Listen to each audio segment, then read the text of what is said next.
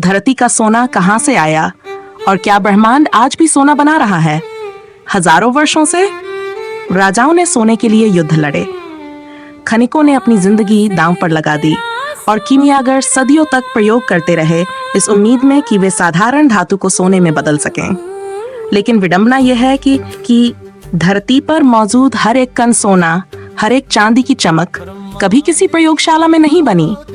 वह बनी थी ब्रह्मांड की सबसे भयानक तबाहियों में, ऐसी विस्फोटक घटनाओं में जो पूरी आकाशगंगाओं का आकार बदल देती हैं।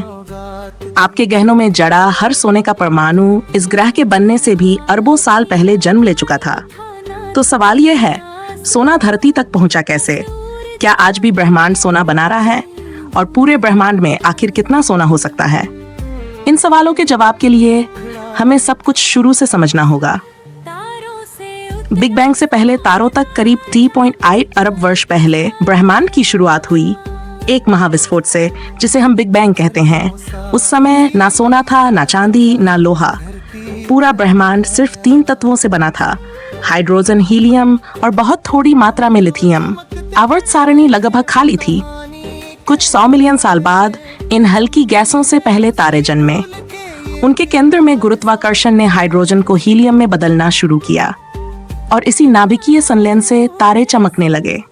समय के साथ विशाल तारे और भी भारी तत्व बनाने लगे, कार्बन, ऑक्सीजन, सिलिकॉन और अंततः लोहा। लेकिन यही कहानी रुक जाती है। लोहा ऊर्जा नहीं देता। जब किसी तारे का केंद्र लोहे से भर जाता है तो उसका इंजन बंद हो जाता है और तारा मरने लगता है। विनाश की कीमिया, तत्वों का जब कोई विशाल तारा मरता है तो वह पहले सिकुड़ता है और फिर सुपरनोवा बनकर फट पड़ता है। यह ब्रह्मांड की सबसे भयानक घटनाओं में से एक है। इन्हीं अंतिम क्षणों में प्रकृति अपनी सबसे अद्भुत कीमिया करती है। विस्फोट के दौरान परमाणुओं पर न्यूट्रॉनों की बाढ़ आ जाती है। न्यूट्रॉन बिना किसी विद्युत प्रतिरोध के परमाणु नाभिक में घुस जाते हैं। हर न्यूट्रॉन के जुड़ने से परमाणु और भारी होता जाता है। कुछ ही पलों में सोना, चांदी, प्लेटिनम, यहाँ तक कि यूरेनियम तक बन जाते हैं। इसे कहते हैं रैपिड न्यूट्रॉन कैप्चर या आर प्रोसेस।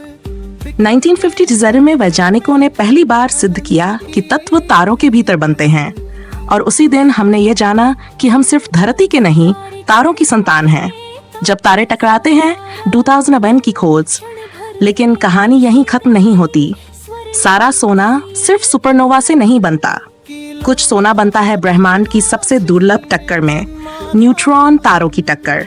न्यूट्रॉन तारा केवल 20 किलोमीटर चौड़ा होता है, लेकिन उसका वजन सूरज से भी ज्यादा होता है। एक चम्मच पदार्थ अरबों टन भारी। जब 2 न्यूट्रॉन तारे टकराते हैं तो वे अंतरिक्ष समय में लहरें पैदा करते हैं, जिन्हें गुरुत्वीय तरंगे कहते हैं। अगस्त 2000 में लाइगो और वर्गो ने ऐसी ही तरंगे पकड़ी, यूं 30 मिलियन प्रकाश वर्ष दूर से। उस एक विस्फोट ने धरती के वजन जितना नहीं, बल्कि धरती से 10 गुना ज्यादा सोना बनाया। वैज्ञानिक जेनिफर जॉनसन के शब्दों में, जब भी आप सोना पकड़ते हैं, आप एक ब्रह्मांडीय विस्फोट की राख पकड़ते हैं। सोना धरती तक कैसे पहुंचा? ये बहुमूल्य धातुएं अंतरिक्ष में बिखर गईं, गैस और धूल के बादलों में मिली, जिनसे बाद में हमारे सूरज और ग्रह बने। लेकिन धरती पर मौजूद 99% सोना हमारे पैरों के नीचे नहीं, बल्कि कोर के भीतर छिपा है। जो सोना हम निकालते हैं वह शायद 4 अरब साल पहले उल्कापिंडों के जरिए आया। यानी हर ग्राम सोना कम से कम 2 बार ब्रह्मांड की यात्रा कर चुका है। क्या ब्रह्मांड आज भी सोना बना रहा है? हाँ, आज भी दूरदराज आकाशगंगाओं में तारे मर रहे हैं, न्यूट्रॉन तारे टकरा रहे हैं और ब्रह्मांड चुपचाप अपनी तिजोरी भर रहा है। जेम्स वेब स्पेस टेलीस्कोप अब शुरुआती आकाशगंगाओं में इन तत्वों के निशान खोज रहा है। अंतिम विचार, सोना कीमती इसलिए नहीं है कि वह धरती पर दुर्लभ है, बल्कि इसलिए कि उसे बनाने के लिए पूरे तारे मरते हैं। हर चमकता कण एक कहानी है, विनाश, पुनर्जन्म और अनंत ब्रह्मांड की। जैसा कि कार्ल सैगन ने कहा था, हम सभी तारा धूल से बने हैं और आज हम कह सकते हैं वही तारा धूल सोने की तरह चमकती है। यदि आप चाहें, मैं इसके लिए voice over tone guide, video visual script या यूट्यूब डिस्क्रिप्शन और टैग्स भी तैयार कर सकता हूँ।